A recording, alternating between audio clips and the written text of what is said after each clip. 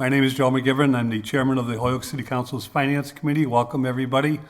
This evening's meeting will be televised live on our Access Channel 15. We are being zoomed and recorded on Zoom, and we are being streamed. Members of the committee present are to my left, Kevin JOURDAIN, to my right, Peter Tallman, and I am the other voting member of the committee that will be present this evening. On Zoom, we are joined by Councilor Linda Vacan, and we have a number of guests on Zoom and a number of guests in the audience, and we will be going as quickly as we possibly can to keep this meeting moving in a reasonable fashion, but we will certainly get to the each of these items and get answers for the full City Council whenever they meet again. The chair would like to entertain, because of COVID and hybrid rules with virtual options, actually we don't need this tonight because Councilor Wanda Anderson Burgos with health issues will not be with us this evening, so we are not hybrid, so we do not need the motion. With that in mind, the chair would like to go to item number 1 and 2. Motion to take item number 1 and 2 off the table. Second. Motion made second. We take items 1 and 2 off the table for discussion. All those in favor? Aye. Any opposed? So moved. These are two items that we vetted through at our last City Council, at our last Finance Committee meeting, referred it to the City Council. It was referred back to the Finance Committee for the inability to answer questions of a couple councilors, important questions. Just for the record, item 1 is under Mass General Laws, Chapter 44, the MassTrails Grant. It's a $50,000 grant. There is a $12,500 match required by the city. Item number 2 is a request for transfer of $12,500 through the Cannabis Impact Stabilization Fund, which would meet the match. What we learned at our last meeting, and I'm just looking to see if Aaron Vega has joined us. I don't believe he has. But at our last Finance Committee meeting, we learned through Mr. Vega that this grant would bring the MassTrails portion of the south, what we call the South Main Street Corridor Improvement Project, into the one of the final phases of design. The question, although we vetted this and the committee did recommend in favor of it, the question that we could not answer was, a year or two ago, Mass DOT came to the city of Holyoke and had proposed a plan that extends the corridor from West Springfield into Holyoke, both making parts of Route 5 and Main Street into Route 5 into a one-way street, and Main Street into a street with no parking on either side. Back then, our former acting mayor Murphy, our former Ward 4 City Councilor Murphy, opposed, along with a number of us, opposed that project, and to my knowledge, that project did not go forward. Councilor Bartley, number 1, at the City Council meeting, thought that this might be using for that same project. I did meet with Mr. Vega quickly, and he assured me that that is not the project that Mass DOT is proposing. This is the South Main Street Corridor project, where a number of different things have been taking place down in Ward 2, including, from all the ways from the Holyoke line to Springdale Park. These improvements have benefited the neighborhood, traffic flows, and things of that nature. And the chair would just state all this for the record of Mr. Vega. We thought he was going to join us real quickly, but I'm sure something came up. But I think we're okay to go forward as long as we make a contingent that we are not okay in such a project that would take parking off of Main Street. Yeah, Mr. Chairman? Councilor JOURDAIN. Yeah, I'd like to make a motion to adopt 1 and adopt 2. And again, stating for the record that our approval is conditional that no funds be used to remove any parking without the prior approval of the City Council. I'll second that. Motion made and seconded that we again adopt and recommend the acceptance of this grant and acceptance of the transfer for the match of $12,500, but with the contingents amendment that we would not accept the grant or transfer the money if DOT were to suggest in any way that there be no parking on Main Street. Or for that matter, any other street without or any other street. without letting us know first. In this grant. and getting our within the approval. purview of this grant. Is Thank you. that okay? I'll second Is that. there any other discussion on Zoom? Seeing none. Again, we don't have to do a roll call because we are all three present here. All those in favor? Aye. Any opposed? So moved. Making motion to remove item 3 from the table? I'll second that. Motion made and second to remove item 3 from the table. All those in favor? Aye. Any opposed? So moved. Item 3 is introduced under Councilor JOURDAIN and Councilor McGivern in order that pursuant to the January 4, 2022 order, which was unanimously approved by the City Council, the Hoyoke Gas and Electric appear before the Finance Committee to give an update in their progress. The January 4, 2022 order adopted by the council reads, the Hoyoke Gas and Electric be requested to take all necessary steps to end the gas moratorium and that they report back to the City Council by April 1st, 2022 on a recommended plan of action, including potential timetable to bring the moratorium to an end. This has been taken off the table for discussion. We have a number of guests with us this evening. If you'd like to, please come in and join us. We have our Superintendent of Gas and Electric, Jim Lavelle. Kate, I'm losing your title. Marketing Director and everything at the Gas and Electric. Okay, something, come on in. And we're also joined in the audience by, as we always are at the Finance Committee. He's one of the smartest mayors we've had in a long time, but we are joined by Mayor Garcia. Jim, thank you. And I think the order I speaks think for there's itself. also a representative from the G&E online, Joe. Brian. I'm sorry, who do we have? Mr. Roy. Ryan Roy is also representing the G&E What's and is Mr. on Zoom. What's Mr. Roy's title? Mr. Roy is our superintendent of the gas division. Excellent, okay. Thank you. If the maker of the order pleases, we could have a presentation. Yes, by all means. Jim, for you and your team, if you could sort of take it away and you can see the order. Obviously, this is something very important to the city government, and we look forward to hearing what you would have to say tonight. Thank you, and Mr. Chairman, thank you for allowing us to come in and give you an update. And I first off want to thank the City Council for the ongoing support. I want to thank Mayor Garcia for his ongoing support to help us manage through this moratorium and also continue on our pathway to net zero carbon future, which we are well on our way with. But just a quick reminder, the moratorium was put in place in January of 2019 because we have a huge increase in demand for natural gas and limited supplies. We have no new pipelines in the area. We did have a plan to work with Columbia Gas, which is now Eversource, on a solution, but that fell by the wayside. And so now we are we're prepared to file with the Mass DPU Energy Facility Siting Board for approval to increase our liquid natural gas storage capacity at our facility out in West Holyoke, just off of Mueller Road. We currently have 4 storage tanks out there for liquid natural gas. The facility was designed and permitted for 5 tanks, but the 5th tank was never installed just because of budgetary constraints. But we're prepared to now go and request permission to approve the installation from the EFSB on that 5th tank.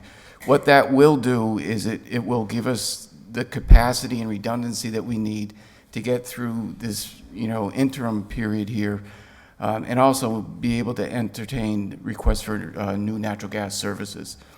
So it's really not a huge construction project, but because it's more than 25,000 gallons of additional storage, we have to go through the siting board with the Mass DPU. So that will be a public process. We plan to file in mid-November. We expect, the EFSB will hold public hearings. Everybody that's interested will have an opportunity to weigh in, and we're interested in getting feedback from, anybody. Kate and Brian and other members of our team have already been, approaching the abutters in the Mueller Road area and County Road area that are, directly impacted by their, abutting the project. So we're already at that and trying to get input from anybody who's interested. So Kate, I don't know if you had anything to add on. We've had really good response from the neighbors in the community. So we've talked to about 12 of the abutters, and they, see each Microphone. sorry about that. There's a button right The there, button. Kate. Hit the button. There you go. There you go. And so the abutters have been very supportive of the project and see HG&E as a great neighbor, and see it as a good economic development tool for the city, so. Jim, could you just go through some of this, the gallons and some of those statistics for us? How many gallons do you have now in the 4 tanks, and how many gallons would the new 5th tank give you? We have 220,000 gallons of capacity currently.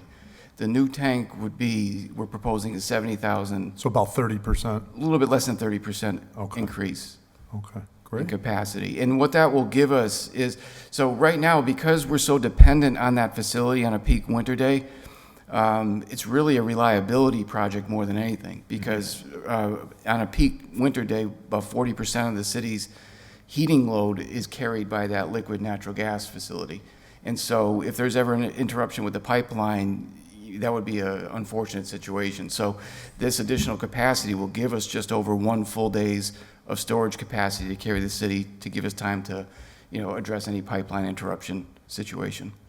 Fantastic. So it's the intention of the board of commissioners of the G&E that if you get the approval from DPU and that you can put in the tank, that you would remove the moratorium? Yes, and it would be a selective remove, because again, the state's passed this climate bill, which is, we're required to comply with a net zero carbon emissions by 2050. So we will continue to encourage people where it makes sense to convert, to electric fuel, Sure. electric heating systems, but and it doesn't make sense in all situations. So we will have the Right. ability to work with customers if natural gas is the most logical situation. And we've got 28 years to figure that out together on a reasonable pattern that makes sense for customers and the environment, and it's nothing, Yes. radical that one way or the other. Okay, that's great. And I think, let's walk through the timeline to have it built. So you're seeking you're putting the application in November, and what would be a reasonable period of time that the timeline it would occur for that quote-unquote approval process?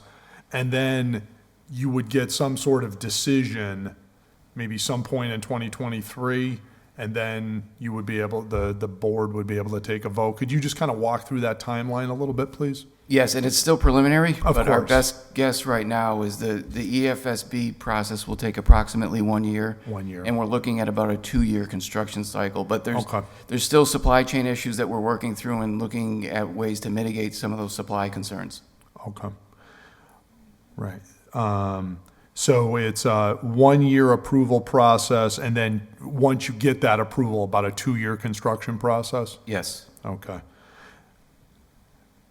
So for better or for worse, we're probably got 3 more years then of the moratorium at this stage, but, or do you think you'll be able to maybe make some intermediary steps over the next 3 years before we can theoretically do away with it completely? We're planning on 3 and hoping to pull that in Okay. to less than 3. Okay, excellent, excellent. Well, I'll stop. I have some comments I want to make, but I'll stop because we're kind of in the question Hey, stage. just to keep the question answers going, Jim, the DPU, right? Yes. Department of Public Utilities. What's the address where the storage tanks are? Anybody know? It's on Mueller Road. Mueller Road, it's Right. the end It's of on Mueller Mueller Road, Road. yes. Yeah. I don't know if there's a So, number like there. Google Map it, or just say, Yes. I think Kate has a, Yeah, I have an image of the facility if you'd like to see it. sure. I mean, it's good news that the neighbors are in favor of it, and that's got to attest to their neighbor in the gas and electric.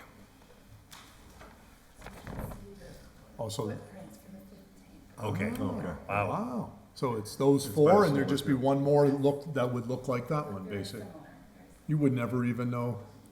Which exactly. way is County Road? Is that over this way? Is it back this way? Yep. Okay. Oh, excuse me, I'm sorry, this house is on County Road. right Okay, so this is County Road here, okay. Is that something you could email around to us? Yeah, thank you. Thank you. And we will be putting, Kate has all that information on our website, so. Oh, good. It'll be publicly available to anybody Excellent. who would like to access that. And I'm assuming when you file it, your application and all that will become out there for people if they want to read and get more information. Yes, it's a very public process. Counselor Tomlin? Yeah, thanks, Jim. And going back a little bit, you stated, for the public to know and for us to get a better understanding, the moratorium, it was 2019? Yes, Okay, and that wasn't something, that was basically because of the supply and you couldn't get the gas in. We were going to work with, was it Columbia, with the pipeline from Agawam or West Springfield, and that didn't go through? Is that what it was? that's correct. And- Okay. And so, and because of the imbalance in the, right now, 40% of the load is carried by the storage facility in the winter. That's really not an optimum, share. You'd like to have it more 20, 25%, which we will get there if we get this approved. Right. And on the other side, the one from Tennessee Gas, was it the one through Northampton? That was like a 20-year contract that you were committed to. Was that another one that was going on? Was it through Northampton or? Well, there was a proposal Pipeline? for the northern pass Right. going over Route 2 that ended up, dying on the vine as well. So there's been, a couple of pipeline proposals that have not been successful. And we don't see a pipeline solution in the near future being successful. So, I think this is really our only option available, is to increase the storage. Right. And as you do that storage, you said it's about a third more capacity? Just Is that under. Just about a third? Yeah. Which sounds like it might be a lot, but really, when you get people that are trying to get onto gas, residents or businesses, it's not really a lot. It's not a lot of, it's not a huge increase. Not a huge increase. No. Just to understand that, because as time goes on, people got to understand that it's not like all of a sudden people start coming to Holyoke, we're going to have gas now in 2 to 3 years. Right.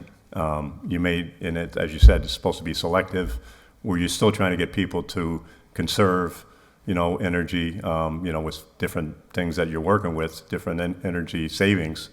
But that's something that we're going to have to continue with for the next few years.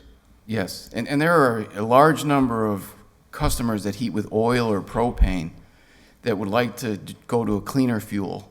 And some are candidates for electric heating, but several of them are not. So even getting them from oil or propane to natural gas is an improvement to the environment from an emission standpoint. Right, okay. So, so you're saying as down the road, 2 to 3 years possibly, the people that are on propane or getting propane trucked in, if they try to apply for getting gas, they would be able to do that? Possibly on a case-by-case basis?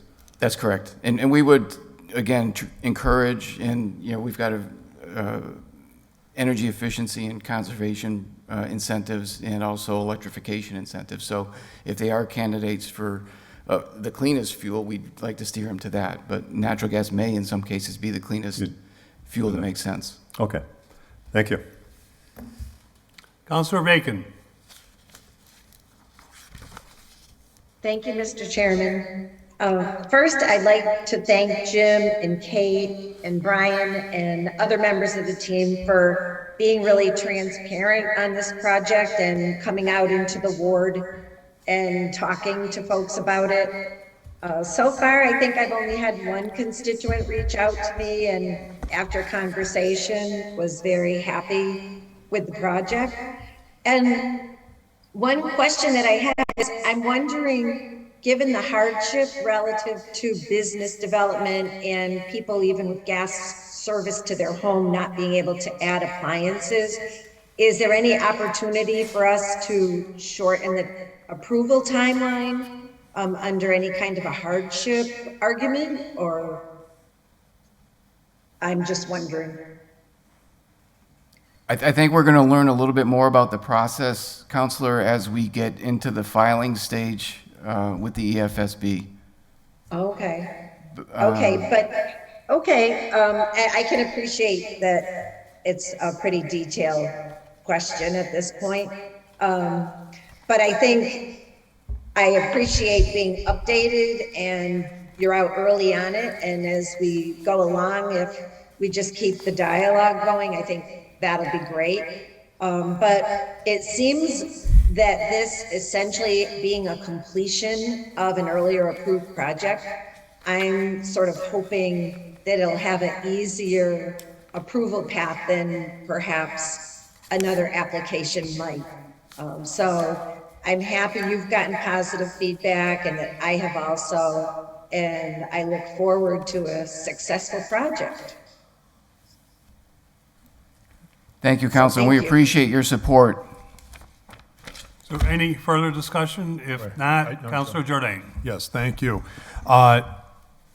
First thing I want to say to the G&E is thank you so much. Thank you for taking the order, the spirit of the order, the public dialogue. I know myself going around talking to citizens, they're very concerned about this gas moratorium.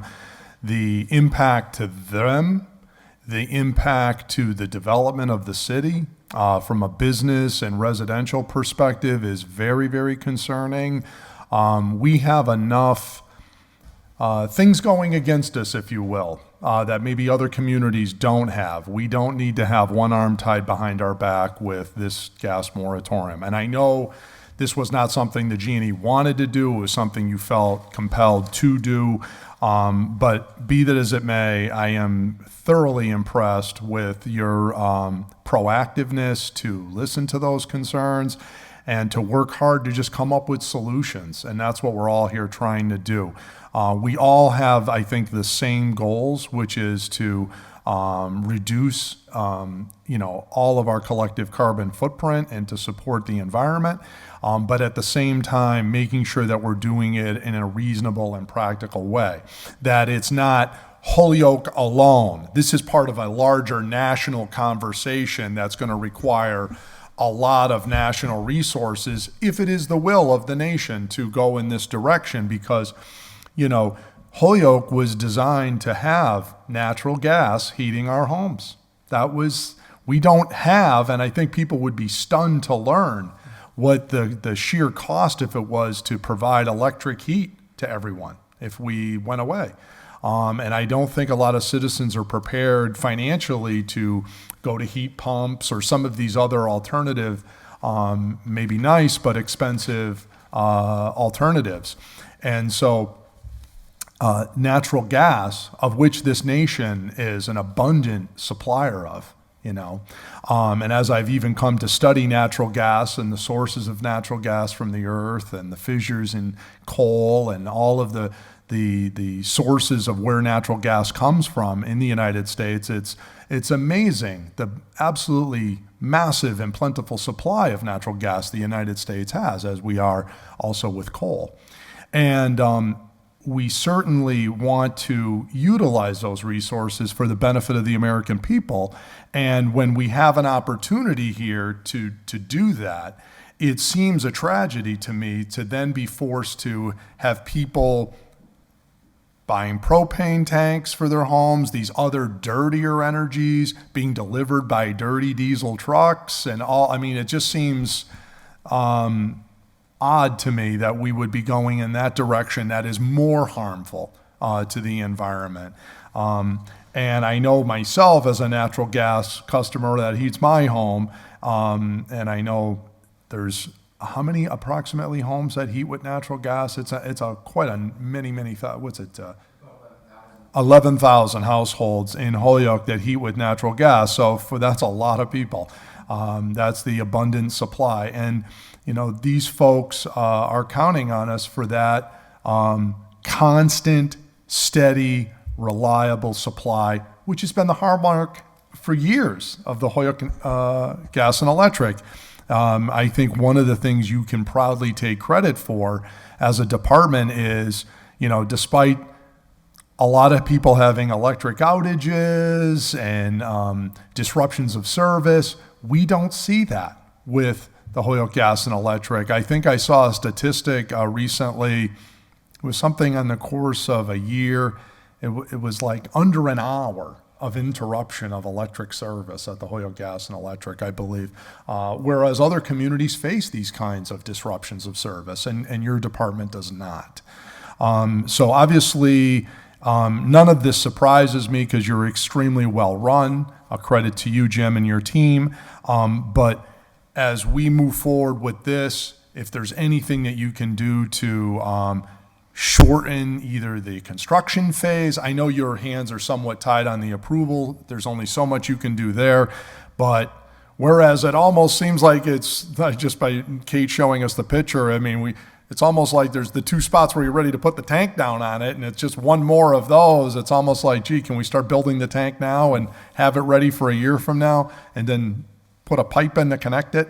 It seems like, wow, that takes 2 years to make a pipe and connect it on. But nevertheless, please do everything you can. Feel know that, I think we're unified in our support as a community to do this, and look forward to putting this behind us, getting this type of support, and then also during this period of time, continue to feel empowered to go and find other alternative sources of additional natural gas that might be out there. If there's a pipeline contract that could come along, or other things that we can do. I know we're continuing to explore grants.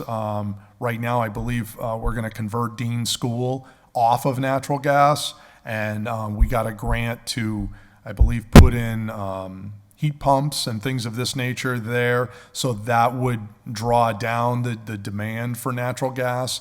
And, these type of conversions and things, this is the practical, reasonable approach that I think we're hearing from the citizenry and from the leadership to where we can conserve, let us do that, and where we can find new available supply, let us do that. So we don't need to have radical changes in policy, as was, the 2019 thing that was sort of thrust upon us. So appreciate your good work, appreciate this update, and I look forward to whatever we need to do to support you in the department. This is very important. Thank you. Thank you, Counselor, for your ongoing support. I can assure you that, Superintendent Roy is doing everything that he can, not only on this project, but looking at the alternatives that you mentioned. And Superintendent Roy, did you want to add anything? We know you're here for support, and we appreciate that. Jim covered all the bases. I just want to thank the council for the opportunity and the committee today for giving us a chance to present this solution that we've come up with. So thank you very much for your time tonight. Well, we thank you. We thank you, and Kevin couldn't have said it better, for everything on this. It's very important to so many people. All right. If there's no further discussion, I will make a motion that the order has been complied with thanks to the Hoyok Gas and Electric, and send that out to the full council. I'll second that. motion made and seconded. The order has been complied with, and send a thank you to the Hoyok Gas and Electric. Mr. Lavelle, all set? Oh, Great job. Have a good night. all those in favor? Any opposed? Kate, he did a good job. You got him in tow, right? Thank you. Kevin, Mr. Vega, real quick. We're not gonna, I don't think we have to do anything, reconsider it. We put your two items on first because, we did them at our last meeting, and you and I talked. I told everybody what we talked about. There's gonna be parking on Main Street. That's all we care about. Not all we care about, but And that's other things. they're not gonna remove parking on Main Street or this one way or anything. This is different. All right. And it's design phase. We're getting 15% design, so lots of time to input. Okay. Yeah, okay. So we'll see whatever they design. And we sent you the preliminary stuff already. So. Yes, we did Perfect. get that. Yeah. Perfect. Thank you. Thank you. Okay. Appreciate it. Yeah, thank See you. you now. Thanks. Make a motion to take item 4 off the table. I'll second that. Motion made and seconded to take item 4 off the table. All those in favor? Aye. Any opposed? Introduced under the chairman's name. A request of transfer from the local building inspector, line item, $55,000. Property maintenance demo supervisor, $7,000, which is a total of $62,000, into line item known as zoning officer. It's a new line item, $55,000, and pay building commissioner, $7,000, totaling the $62,000 transfer request. Damian Cody, Mr. Cody, would you like to come in and join us, or stand, or wherever you feel comfortable? Welcome. Welcome.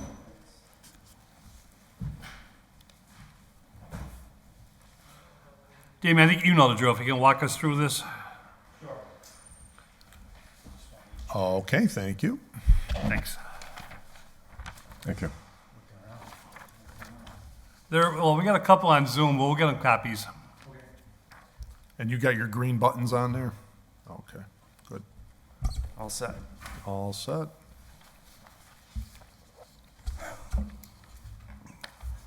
Want me to start? Yes, please. Please, yeah. Sure. So there's two transfers. One that I was hoping was going to take it up on the floor. This is a new position, zoning official, that we came up with as a solution to not being able to fill the two building official vacancies. So in the department, there's been a total of 4 building officials, myself, Kevin as the assistant, and then 2 locals. And only for one short period of time since 2015 have we ever been fully staffed in that regard. Rule of thumb is you should have 1 for every 10,000 population. And here in the city, given everything we've had increases in with periodic inspections in the marijuana industry has been tremendous. We should probably have more than 4. But regardless, we have not been able to fill those local official positions for 3 years. We've consistently advertised. Working with the new mayor, he has been good about trying to make it more attractive for the local official. But even this last round with an increase to that grade, which is a union position, we didn't get a single applicant again. So the zoning official is an attempt to try and lessen the requirements. A building official has a tremendous amount more requirements for certification, licensure, even to start, you have to have a certain amount. So I thought maybe we create a position that other communities have, bigger communities do anyway, that can at least take the workload off of me and Kevin, which is a zoning official, and it'll tackle a lot of things. And there's definitely a need. There's we prioritize our work, and we just have hundreds of complaints since January that we haven't even been able to entertain because we're just flat out on building reviews and inspections. So that's what this is. So the transfer is just to get the money in place so we can advertise the position and hopefully get some people to apply. Damien, the position created by ordinance or created by the collective bargaining?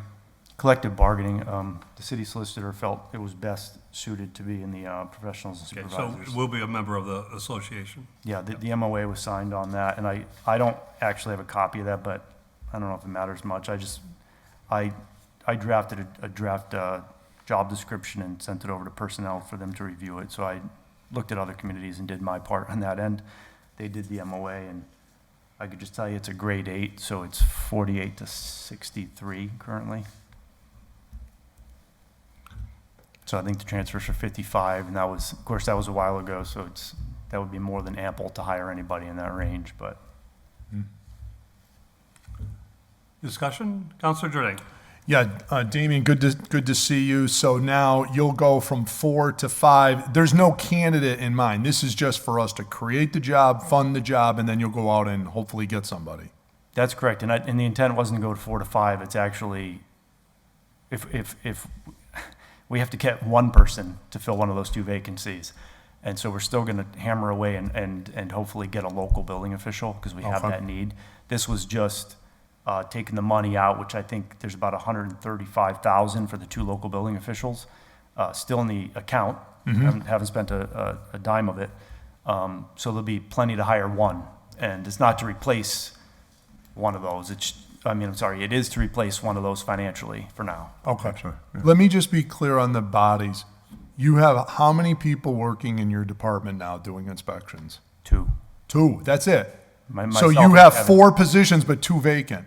Funded but vacant. Two are vacant. 2 Two are building vacant. official positions vacant. Yeah, there's other vacancies, but I'm only Yeah. narrowing it down to the. Right, not administrative and that type Right, of right. piece, but just the folks that we need to go out. We have 4 funded, but 2 are empty. We haven't just been able to fill. So now we're basically shifting the money from one position to this other position to make it a little easier, hopefully, to fill. Okay, which would hopefully get us a third person. Do we need to get a headhunter or a recruiter involved to help you find and fill these? Because as you know, and I filed an order, probably made it way up at some point to your desk, and I appreciate your effort here to do what you can to fill these jobs, because the level of complaints that we are getting about basically you're 150th on the list and, you know, we can't get to you, and that type of thing is at a point where it's a real bad look. And obviously you're overwhelmed. But the point is, citizens don't see it that way. They just see it as my building department that I make complaints and they say you're 100th on the list. So, what do we need to do, in your opinion? What's the action plan from management to fill these jobs? Do we need to get a recruiter? What's in your opinion? What do we need to do? Do we need to be going to more advertising? How are we dropping the ball here that we can't fill these jobs, in your opinion? Well, I mean, there's two things. Historically, and this is news to anybody, that the city hasn't paid anybody, Okay. right? And that's, the spreadsheet shows you that, and that's with the increase that we recently changed. So we're behind by far. And so the last two people we lose are the best people to look at and ask them on the way out, hey, why are you leaving? And the answer is for 20,000 more. And it's that simple. And the city's going to continue to lose people for that kind of money. It's just a no-brainer. For less work, a better work environment, right? Not a caustic or hostile place to be, right? And more money. Who wouldn't in this room do that, right? So it's tough. It's a tough line of work, building officials to get into and get certified. A lot of people don't even get the certification after 10 years, and they get right out the door before they even, you know, that's something it's not a common profession. We go above and beyond when it comes to advertising. I've gone out myself in the car and gone to other communities, wherever I see a union hall or somewhere, and I'm posting it, you know, and that's something that, because, you know, the personnel department's been a revolving door as well. So getting that support is great today. Yep. It's absolutely great. I've told Yeah, Kelly's Kelly- doing a great job, I yep. told her myself probably 5 times, probably getting tired of hearing it, but you know, I asked them to get me a list of universities and colleges that have any kind of architecture or engineering program, and I sent out emails to all of those in New England, to all those department chairs and deans, and saying, hey, this is one route to a building official. If you have a recent graduate with a bachelor's degree, they can be considered. It's like, that's the level we're going.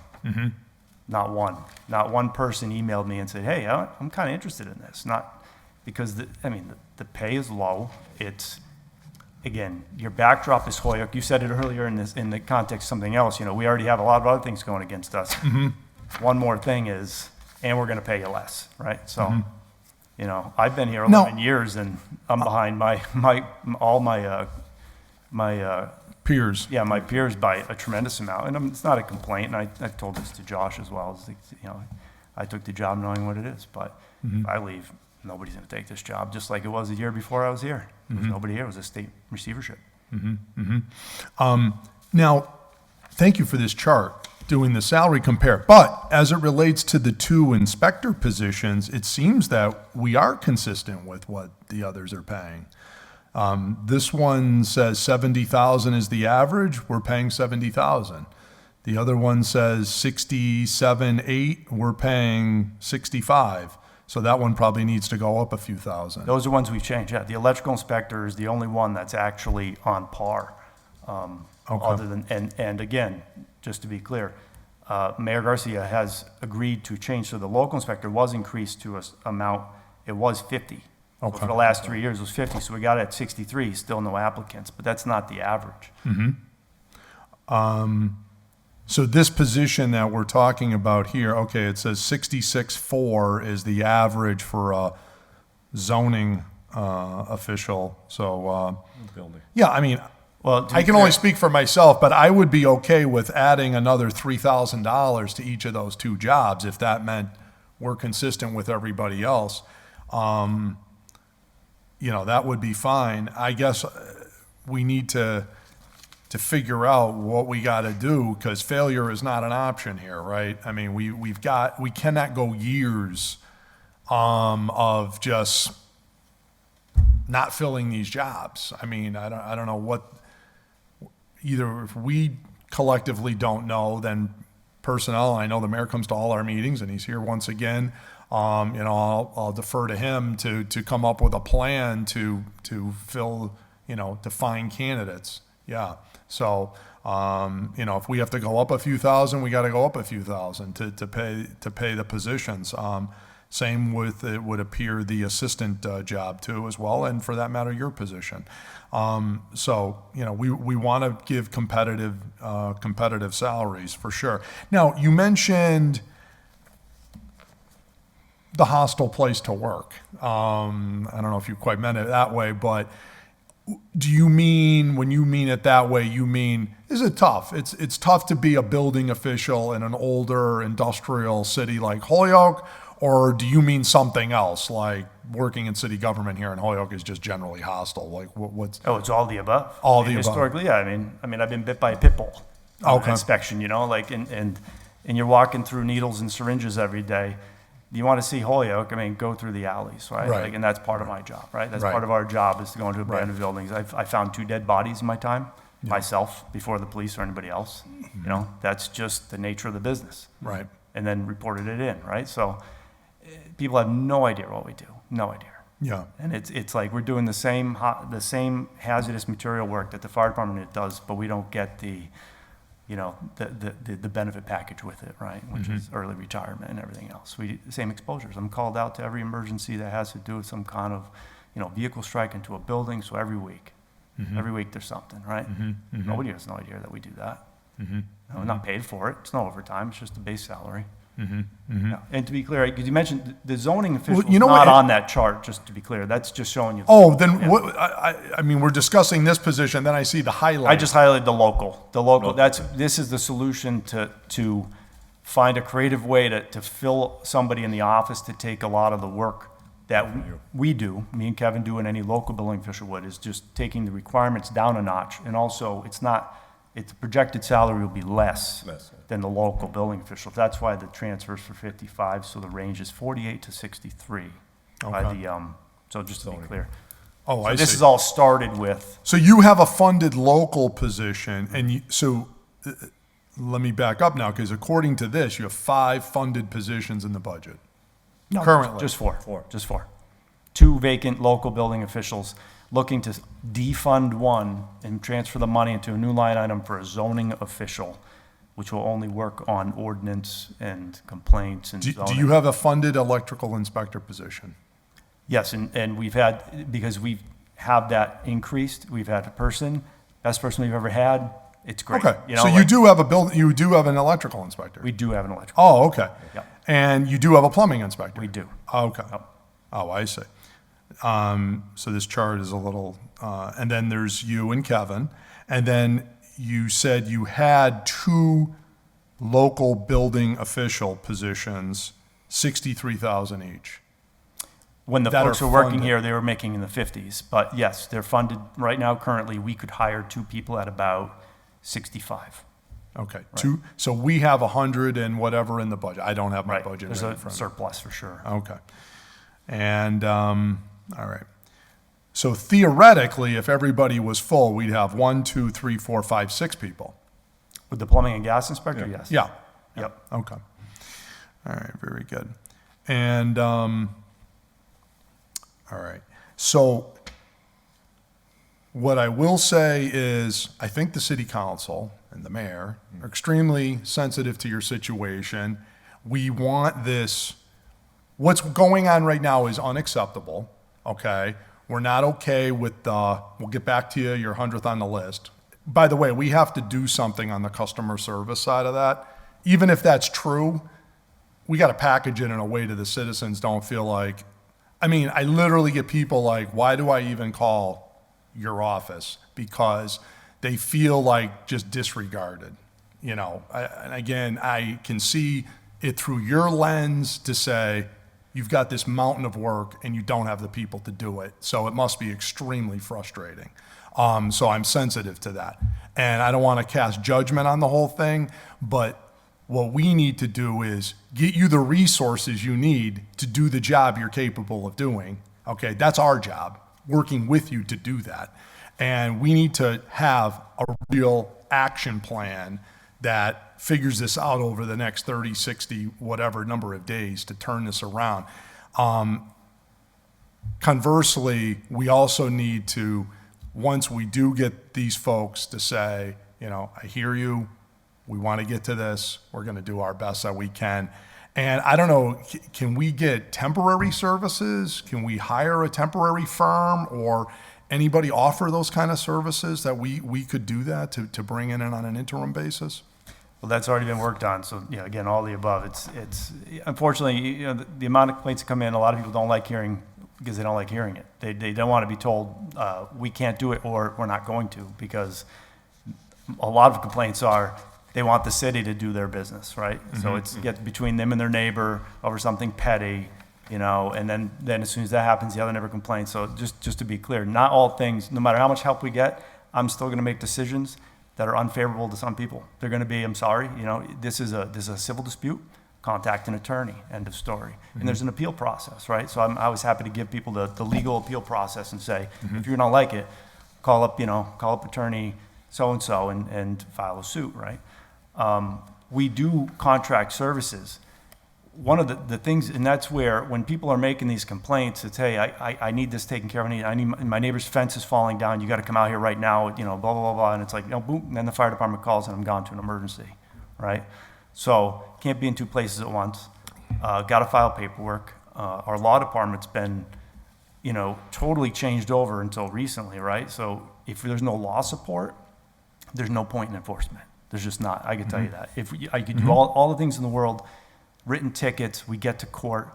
If we don't have the law department, it's embarrassing. And to me, it's worse, because now we've set up this concept that goes out there for the public is, yeah, don't worry about it. All the tickets get thrown out. And that's been happening over the last couple of years.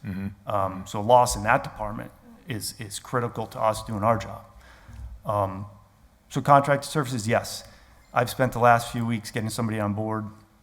And that's just it. Do we want to invest the time into getting somebody in here to help, or do we want to go after those complaints? And I'm honest with people. Maybe I'm too honest for the job, right? Because the customer service thing is like, you know, you got a number and you go, we'll get back to you, and, you know, as soon as possible. Thank you for that. And you hang up, right? No, I'm saying, I'm going to be honest with you. Yeah. I'm putting you in here. We're not ignoring you. I would never tell anybody that. We're putting you in. Your name is on the list, and somebody's going to show up at your house. It might be 2 months from now, which is not what you want, but it's going to be at some point. We're not going to, you know, we never shred them or throw them away. They're put there. They're in our software. They can't go away until we do something with them in your face, right, on a dashboard. So the investment lately has been getting somebody in here, making job descriptions, trying to get a new position. We do have a vendor to come in and do our periodic inspections who are mandated to do those. We have almost 400 pending to do, and the bars are here. So the complaints I don't want you to get is, hey, I can't get my liquor license.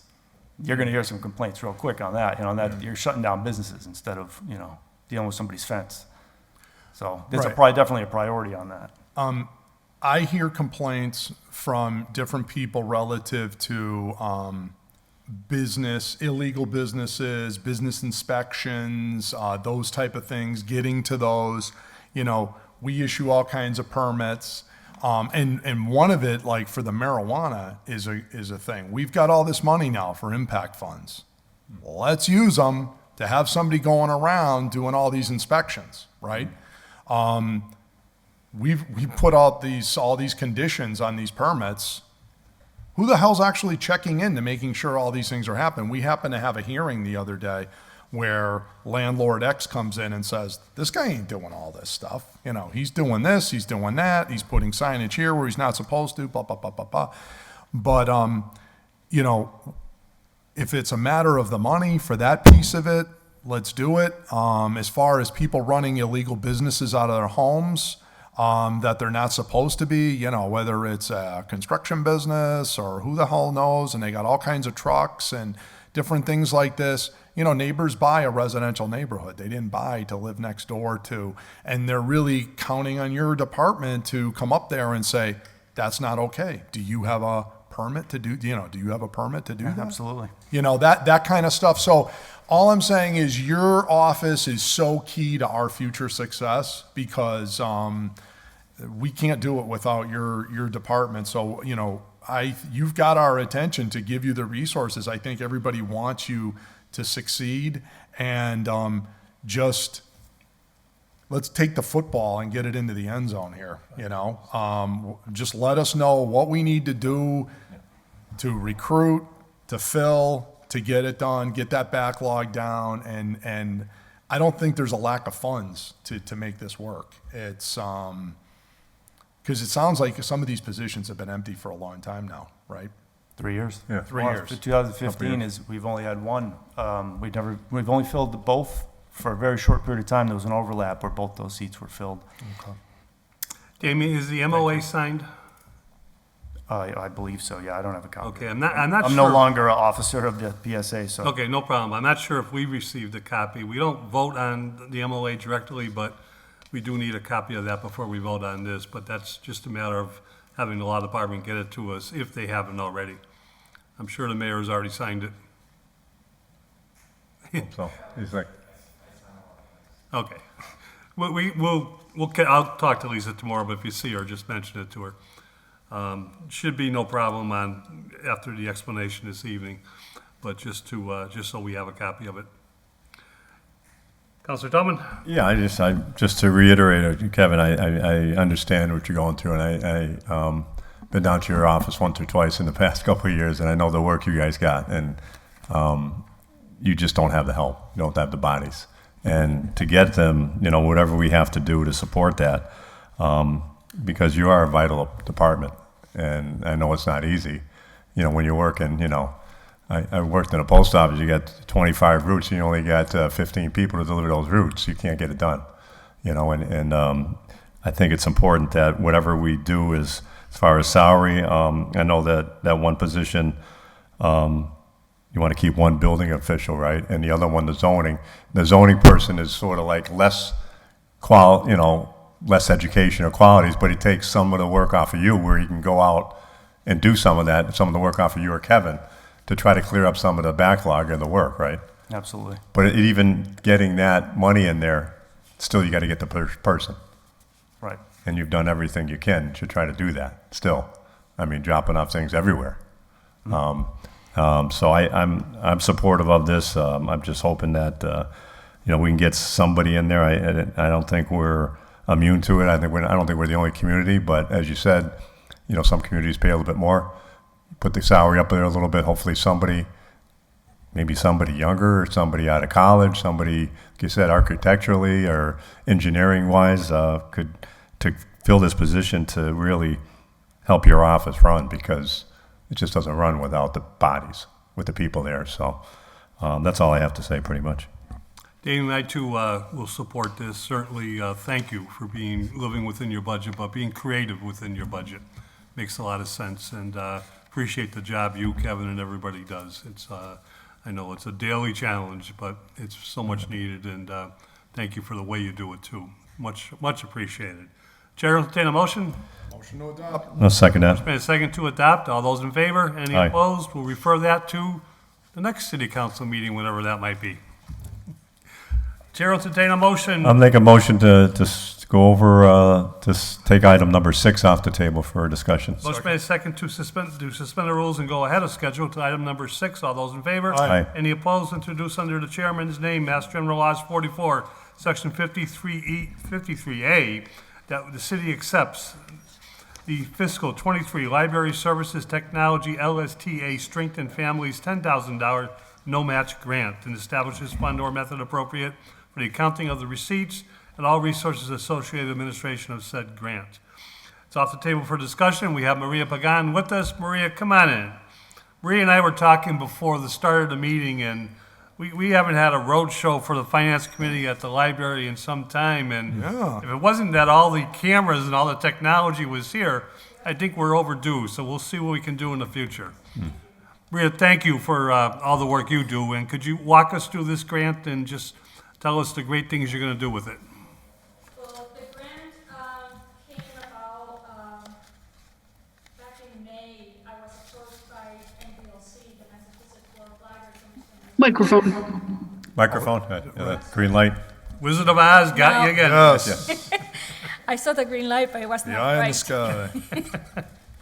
I was approached by the Board of Library Commissioners back in May because they had this money and they wanted Holyoke to participate and be able to get some of that fund. And going back and forth with them, they recommended that the library, knowing the struggle that the schools, the children are having with the low literacy and low grades and the schools' low scores and all that, they recommended that I apply for the Stronger Family Grant. And this grant is for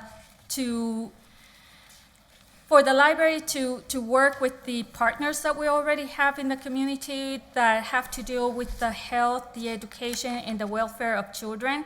We already have partnership with those kind of organizations to make kind of a program. We're all serving the same families.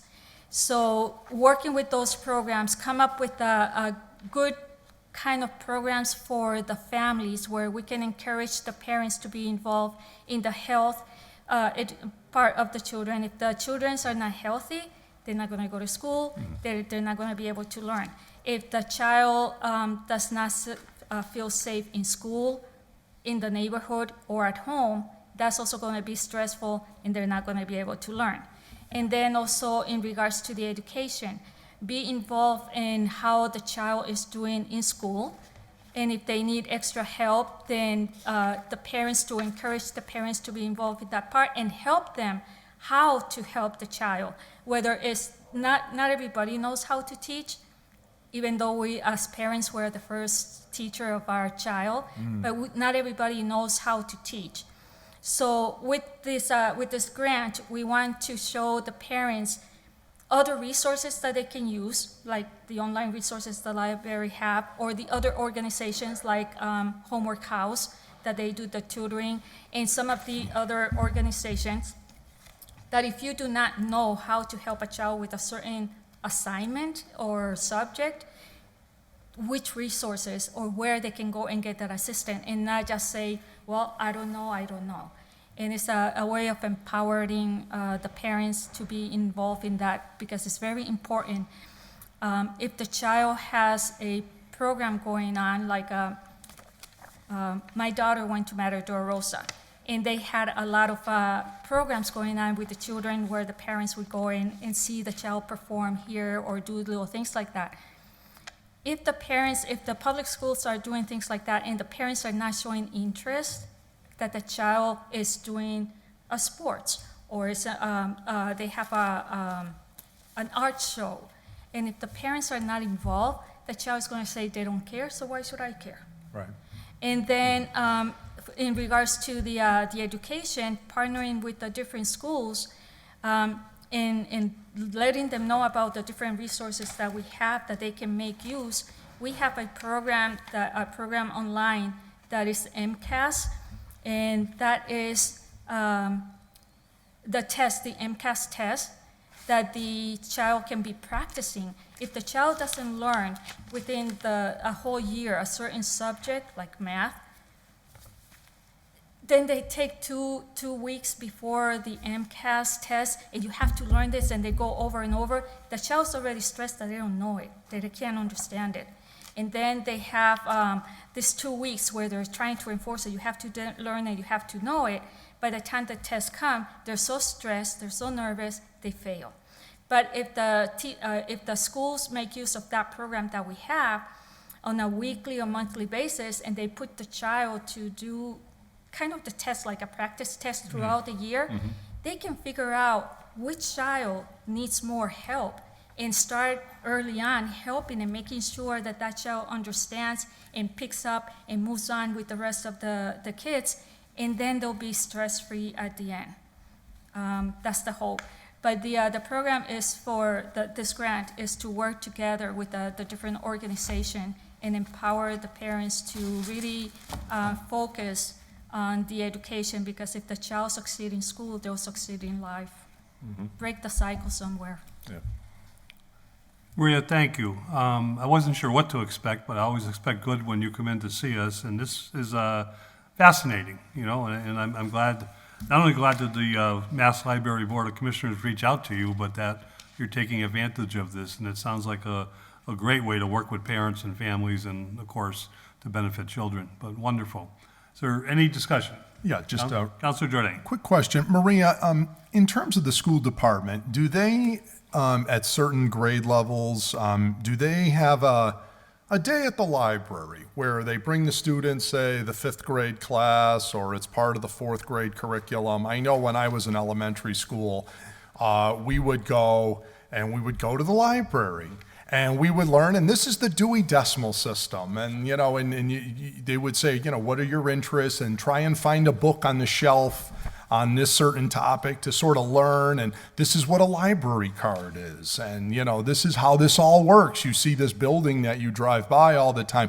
Do they do that to bring the students into the library to see this amazing resource that you and your team lead there? And I'm just wondering, one of the key words that went up when you were saying is, and it really resonates with me, is connecting parents to all these resources that are out there, and really being able to say this great gem, this great public resource, really important, the public free. library, and completely free. The public library system, without getting into all the history, I'm sure you well know about how the early benefactors of the community gathered around to build the Hoyoke Public Library for the children of Holyoke, and we continue that tradition today. Now publicly funded, not privately funded like it was in 1903 or whatever it was.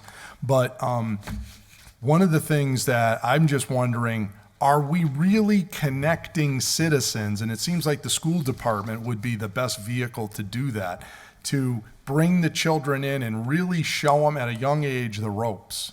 This is the Hoyoke Public, this is what it means to go to the library and what it's all about.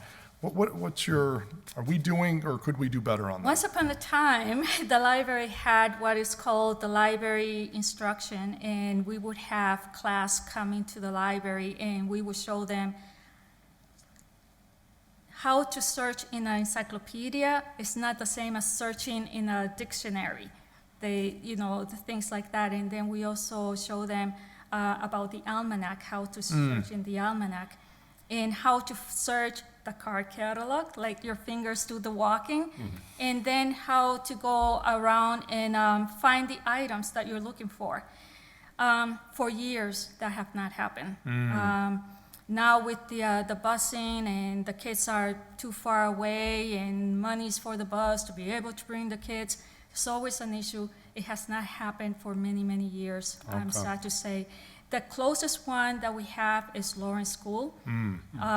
Just before the construction, there was a great library specialist there, and he would make sure that all the classroom came to the library. Every day we had a classroom, whether Monday was the first graders and Tuesday was the second, and everybody, it was a whole week of children from Lawrence School coming at least once a month, learning about the library and also checking out books. That was lost, and just across the street, and they were not able to do it. There's so many red tapes that they have to go through, parents' permission, and then if they come to the library, can they apply for a library card? Not without the permission of the parents. So there were a lot of things like that was just getting it to be too much problem maybe for the school to take on. But we're always available to you either come to the. But if they were to ask you to do something, you'd be open to that. We go to open houses when they have the open house on the schools. We try to have a staff there and kind of talk about. Well, we don't get to talk, we just have a table, and if somebody wants to come to your table, then you have the opportunity to show them what is available for them to have access that will help the child, will help them too. It would seem if, even at a minimum, if they don't bring the kids to you, if they have some If sort they of, ask Ian us. White has a student meeting or student gathering where all the students are there, they could give you 10 minutes to talk about the library to the For a while, kids. that didn't happen either, but now, again, because of all the red tapes, so many people, they have to be careful who goes to the schools and Oh things God, I like hope they that. trust you. So They there, might not trust us, but they always should trust you. So we always make the effort to be at the open house. Okay. But of course, we have to be invited because we need to know when it's going to happen. Right, right. So when they invite us, we make our best to have somebody there. Oh, good, okay. And it's usually somebody from the children's room Yeah. that goes, because that's usually the age group. Just this past semester, we had Verita in the PEC, that school. One of the teachers invited us to go and talk to the 6th and 7th graders, and the teens and the children's librarian. They went and they talked to the kids and told them about the good things that we have at the library. Excuse me. So it's only when they invite us. Right.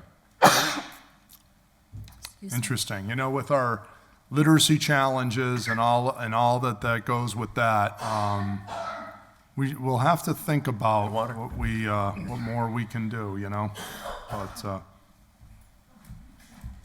But all right, well, hey, thank you. Happy to support this, Maria, and appreciate all your good work. I know all of us do, and please continue it in earnest. So happy to make a motion to support this, Mr. Chairman.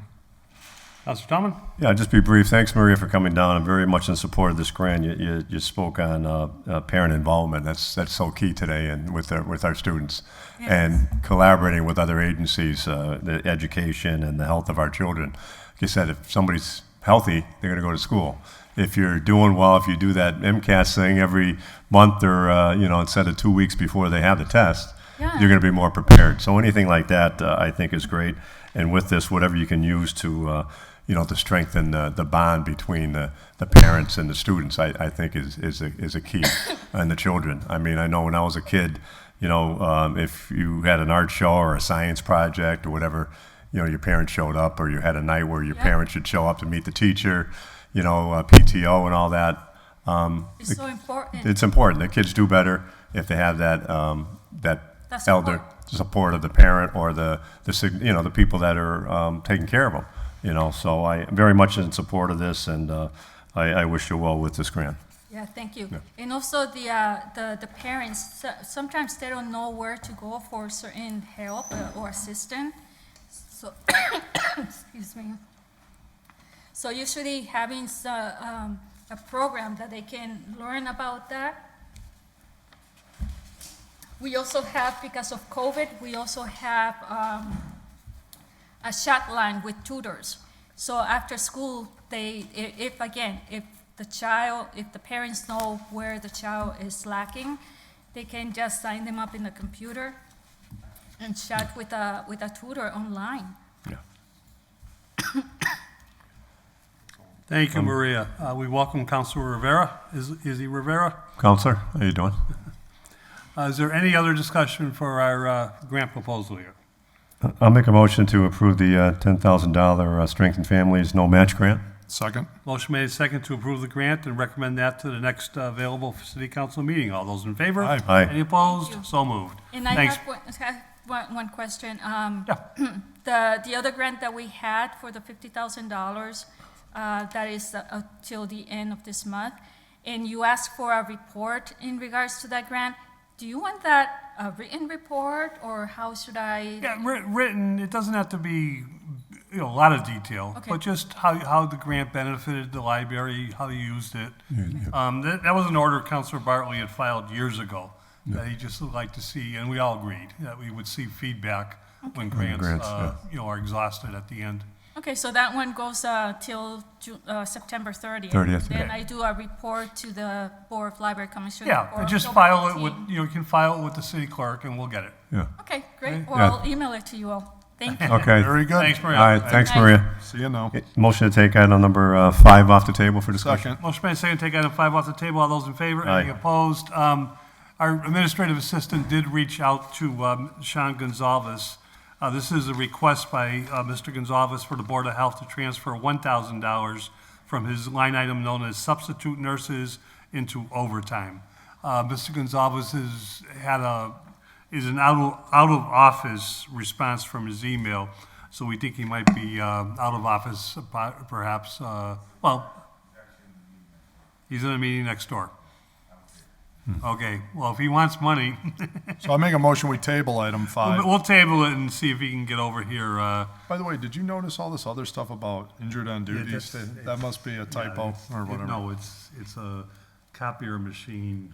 Those are all items that came in Oh, from okay. our, when this package came in at the special meeting. Oh, but okay. The materials got mixed. Got I it. noticed it here and I started Right. separating them. Got it. Chair would also like to recognize our city council president, Tom McGee, has joined us. Yes, well, Hello, Joined Mr. us. McGee. He's stuck in. Under the radar, huh? Motion to take item number 7 off the Motion table. made second to take item 7 off the table. We have, on that motion, all those in favor? Aye. Any opposed? We have with us our Human Resource Director, Kelly Curran, via Zoom. And I know Mayor Garcia is doubling on his meetings too, back and forth. So the next 3 items are with Kelly and with the mayor. But let me read the item 7 first. This is an order in accordance with Mass General Laws, Chapter 44, Section 53A.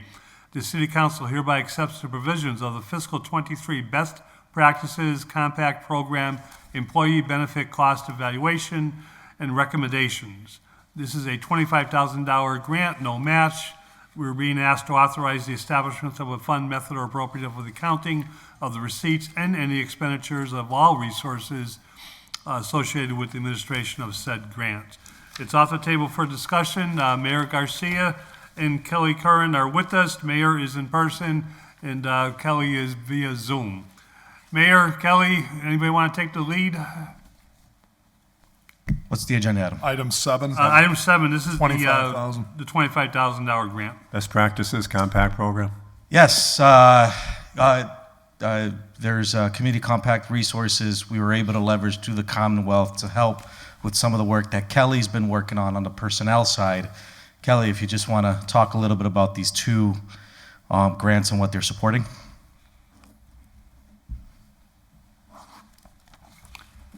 If she's on. She is. She is. She's on Kelly, mute. you're Mute. muted.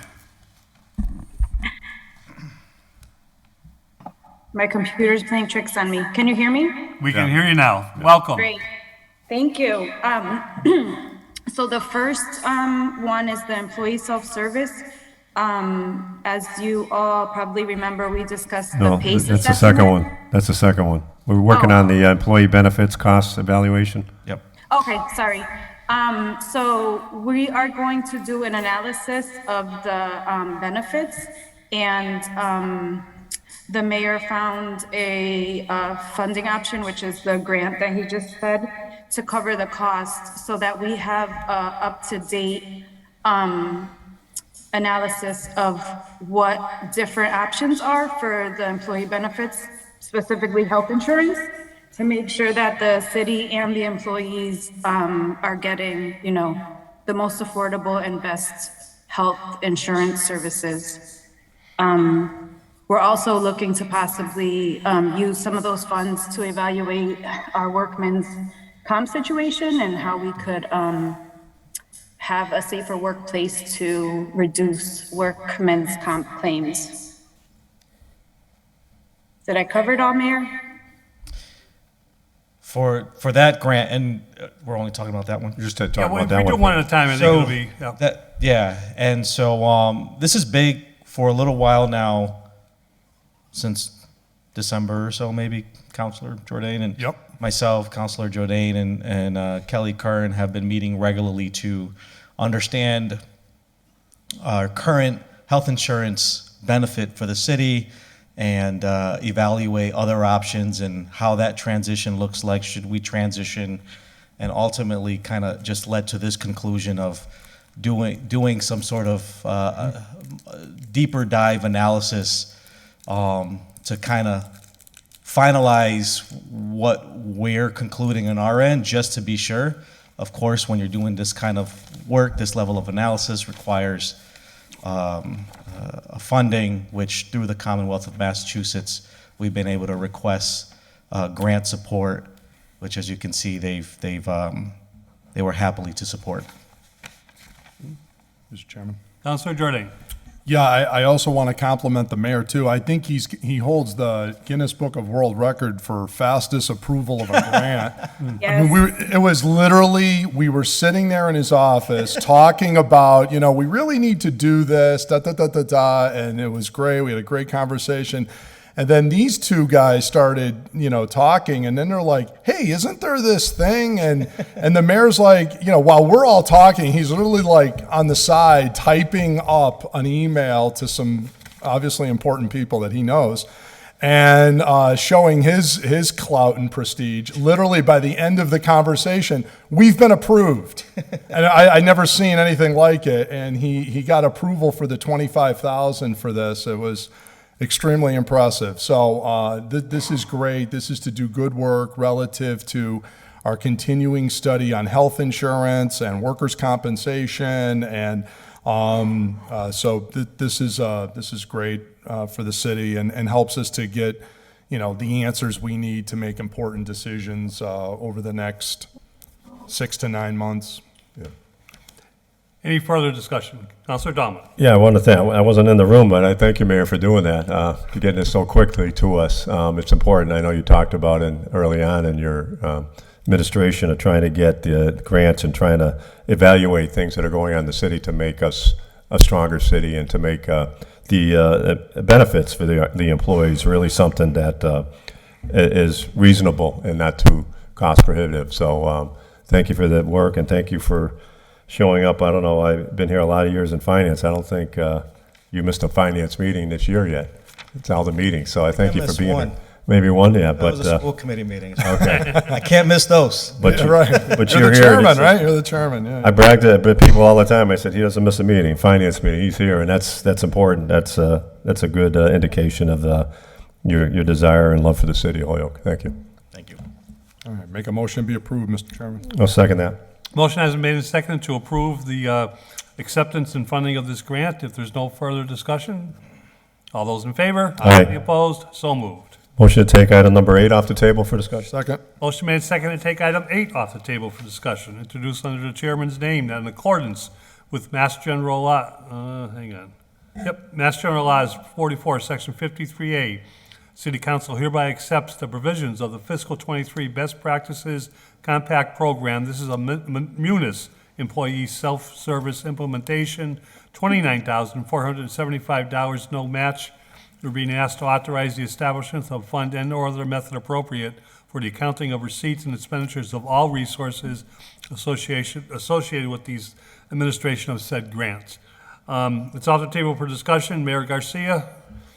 Same grant resource. This one specifically is to better track employee payroll and timekeeping, which again, Kelly can go a little bit more into detail. Yeah, Ellie? so during, Yep. yep, can you hear me? We can hear you. Great. So during the PACE assessment, which we kind of already knew we needed this module, but the PACE assessment from Tyler Technologies, AKA Munis, made a recommendation that we use employee self-service, otherwise known as ESS. So ESS will enable all staff to enter their time in daily or by the week, and have their supervisors approve it. Then it will go to either HR or the treasurer's department. There'll be a workflow where there's several approvers, and in turn, accrual tracking will be on folks' paychecks. So they'll know exactly how much time they've used, how much time they've taken. We'll be able to pull reports on who has what, and we'll get a better snapshot of what our possible liability will be for payouts for the year.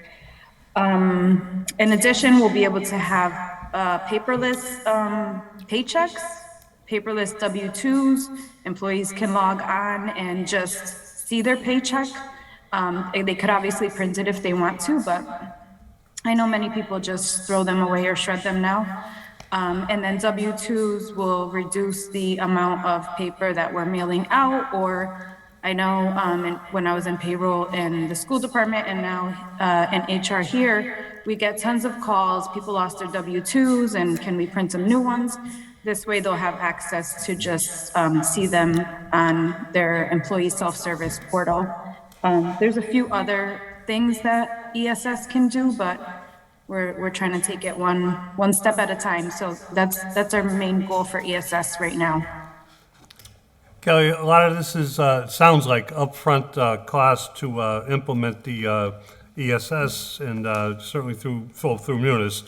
Are there going to be a reoccurring cost after this, the initial year? There are, but they're very minimal. I don't have it on me. Tanya, do you have it in front of you? I think it's like maybe $3,000 a year. And the mayor and Tanya said we could budget it. Well overdue and be well worth it.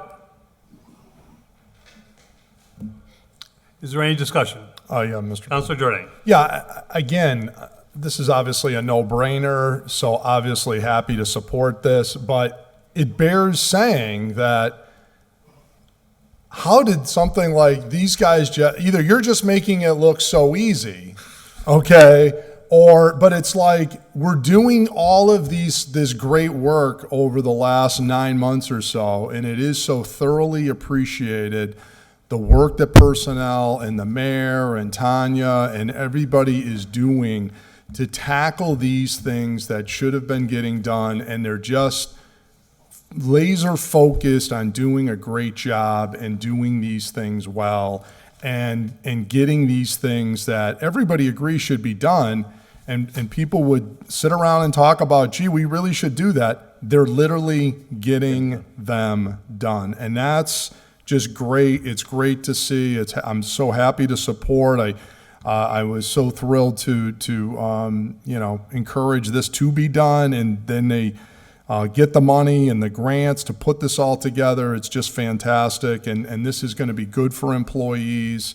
Ease of use, it's good for department heads to be able to track time, it's good for leadership, for reports and different things that we need to do, it's good for accounting so that we're tracking the overall liability in a lot of these different areas. It's just great to see these things coming into fruition, and it's very gratifying, so thoroughly happy to support it. Mayor? Yeah, thank you, Councilor Jourdain, and just an appreciation for the council. It was a council that supported the funding to do the PACE reporting. And the point I wanted to make is you get what you plan for, and you've already supported a couple of projects, planning projects that are going to help with in the past, and I'm sure there's going to be more to come as we try to understand other issues going on in the city. It's worth paying for that initial planning phase to understand where the gaps are, where the issues are, so it helps better guide decisions. So this came out of the PACE process. The changes in what direction we go in health insurance is going to come out of that evaluation. We got the trash and recycling studying group that's meeting in the other room. That's why I've been going kind of back playing dual roles here. The police audit, these come with costs, but it's worth it in the long run because we'll be able to make informed decisions and pivot where we need to so that we're getting the best service for the citizens of Holyoke. So I appreciate the council being supportive on that front. Thank you, Mayor. Is there any further discussion? Councilor Tomlin. Yeah, I just want to thank all the employees that have been working with this and the mayor for getting this together. Tanya and Kelly for making it easier for employees to track, to get their time, their W-2s, their paychecks. I know for years, whether it's with the Postal Service or the military, you could get online and you see what your pay is, you see what your hours are, you see your vacation time. So it's important. I think we're getting, things planned out in here in the city. As you said, you plan, and it's, you get to utilize all this work that you're studying, and some things take time, and the investment, I think, is well worth it for the city, and it's, as you said, for our community and our citizens to get the best value out of as something that maybe we could have done years ago. As Councilor Jourdain said, all of a sudden we're starting to make some progress on some of these issues, and the better we know how government works here and the employees work, the better off that we're going to have, in the future for this community. Make a motion to be adopted, Mr. Chairman. I'll second that. Motion made and second that the acceptance of the grant be adopted. All those in favor? Aye. Any Aye. opposed? So moved. Make a motion to get back to item number 5 off the table. Back in there. He's right here. Well, yeah, we got 9. It's just a little discussion on, Maybe we should do 9 real quick, because Kelly we also have here, and yeah. then. John, can you hang on 1 minute? Yep. Okay. 9 should not be that long. Okay, motion to take number 9 off the table for Second. discussion. Motion made and second to take 9 off the table. This was introduced by Councilor Jordan, Anderson Burgos, and Councilor Israel Rivera, that the City Council conduct a comprehensive study of employee safety for the benefit of the Hoyoke municipal employees and our taxpayers. The council should invite the personnel director, our workman's comp representatives, mayor, law department, department heads, union leadership, and others as needed to gather the information we need to study the root cause of employee injuries, how they are handled, how they are mitigated, how we are handling risk management to avoid future losses.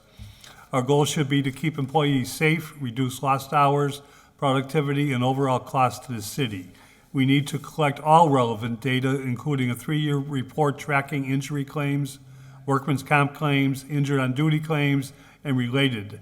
Ideally, the City Council will produce a report within 6 months on the findings in conjunction with the key stakeholders.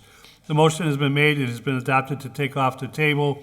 Mayor, I think you received through our administrative assistant, along with Kelly, what we're looking for is just a preliminary discussion to a very good order, but one that's going to be very comprehensive, involving a lot of people, for input and a lot of thought.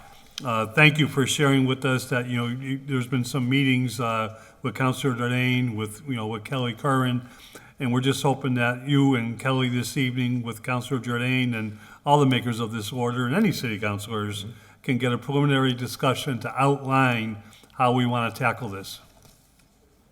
Want me to tee it up? Councilor Jordan, if you want to tee it up. Real quickly, and I know, Kevin, I know my name's not in there, but I think when you brought this up, I Yeah, wanted be to. happy to add Councilor Yeah, Tallman. 'cause I think as a that's important, co-sponsor. what we have to work with Consider you. it done. Please do, yeah. Thank you. Thank you, and I know Peter's been very supportive. So, a couple of things. One is that it's going to start off with obviously getting a lot of information, and, we're going to take our time and do it right. I also, again, want to thank the mayor, because I thought he came up with a great suggestion, which is, let's get a consultant, let's get some support here so that we bring a lot of direction to this. Obviously, Kelly only has so many resource hours, and she's got a lot of bases to cover. So if we could get somebody focused in on, and I believe he's going to be bringing us a proposal to put that together. I did draft a first pass, if you will, of different areas. Happy to circulate that around to all, but I know I did give it to the chairman and to the mayor and to Kelly, some of this, because obviously the consultant will need to be able to get a lot of these different data points going back into the actual incident reports and a lot of different things, but really help us gather all of this information, help us to do some benchmarking against both national standards, other communities, and the like. And so I would be looking just to have this ultimately tabled tonight, Mr. Chairman, but that did want to bring it up just to say kind of the direction where it's going. It looks like it's going to be a big information request, and the mayor is going to be giving us some resources to really bring this all together and give us some leadership. And if the mayor wants to add anything on that, that would be helpful too. Thank you. Mayor? No, that's it. Obviously, it's healthy to take a look, at the health and safety of your business. Many other communities do this.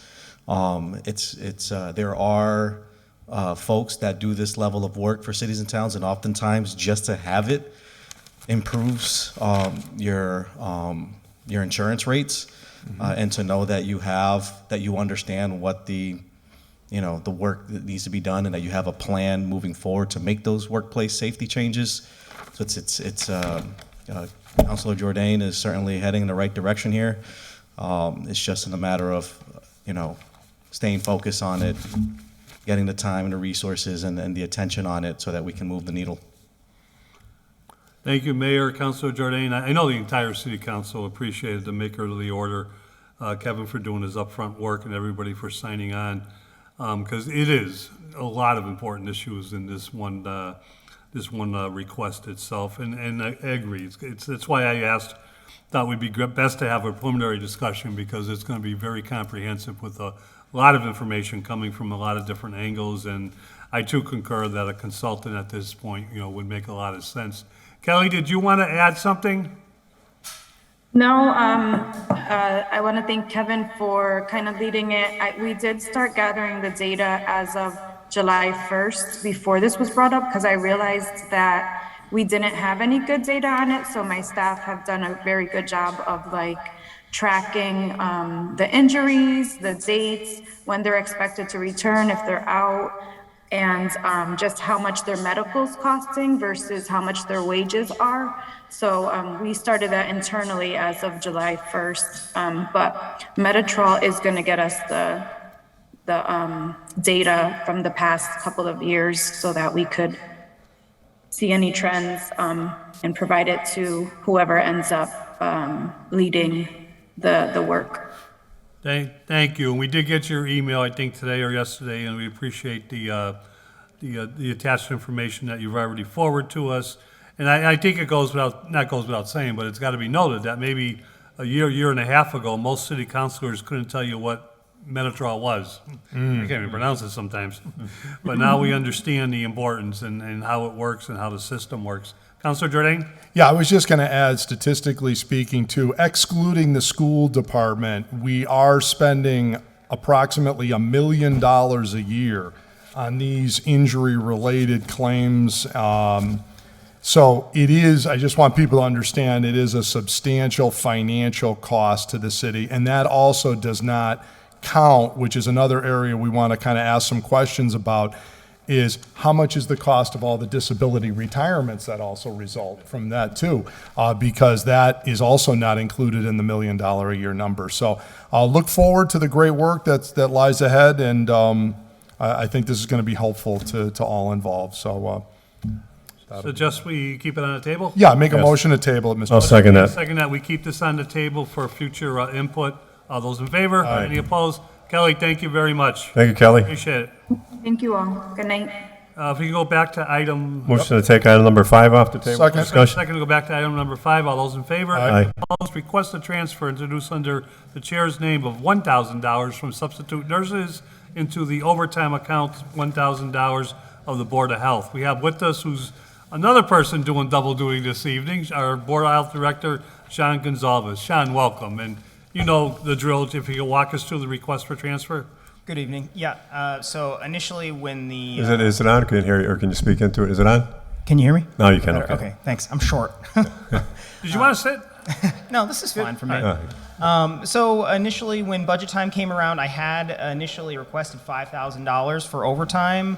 COVID has largely diminished in its presence, and I anticipated that activities, events would sort of boom and they would be pretty active throughout the spring and summer, and they have been. Unfortunately, when the budget came around, my overtime budget was zeroed. Despite that, there were several events that came around where the Board of Health is required to inspect. There's large festivals on the weekends, after hours. We have to be there. We need to do those inspections. It's an expectation. And I can't do that on Saturdays and evenings without overtime monies. I will admit some fault. I did not realize that the line item had been zeroed. That's the first time that's ever happened to me. So the deficit is certainly on me. But the need exists whether or not the money is in the account or not. I'll make a motion to be approved, Mr. Chairman. Motion made. Second. Made second that we approve this. See how easy this is, Sean? Is there any further discussion? If not, all those in favor? Aye. Any opposed? Motion is approved. It'll go to our next full city council meeting. Sean, thank you. Thank you, Sean. Appreciate you. Make a motion to adjourn unless there's something else, Mr. There's Chairman. nothing else I can. I'll second. Motion made second to adjourn. All those in favor? Aye. Aye. Opposed? We stand adjourned.